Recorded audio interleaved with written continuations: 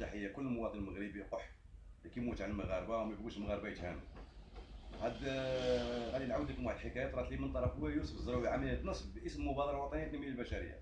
نفذها يوسف الزروالي برفقه واحد اخ اخر من هواره.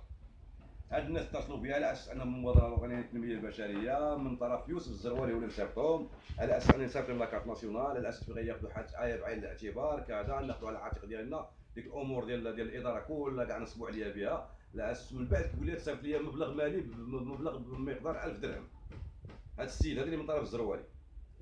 انا عرفت شي حاجه كيكلوش المساله ماشي هي هذيك اللي كنعرف. المساله ملم بهذه المسائل ديال المبادره الوطنيه للتنميه البشريه، ان كل مبادره كتكون بلاصتها في المدينه اللي كتحكم المدينه اللي كتكون فيها. هذه المساله كنعرفها. مشيت مع هاد الناس ما بالطريقه ديالهم اللي باغيين هما، ديال بهذيك العمليه ديال النصب اللي بغا ينصبوا عليا بها. صيفطنا 1000 درهم، صيفطنا فوتوكوبي لاكارت ديالك كذا كذا كذا.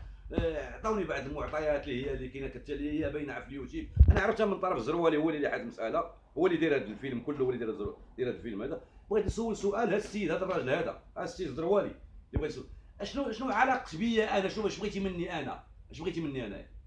واش كتقلب على شي حاجه اخرى؟ المشكل ديالي بيني وبينك على القضاء، وخلي القضاء ياخذ مجراه.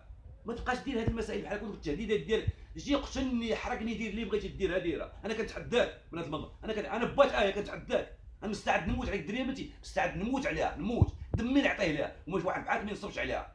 انا كنهضر بهذه الحرقه بحالك، واحد بحالك ما سمحش باش ينصب على بنتي. انا كيفاك بارك عليك من النصب اصاحبي، ما شبعتيش. راه الذنوب ديال الضحايا غيخرجوا باذن الله تعالى، راه غتخلص بالدنيا قبل الاخره.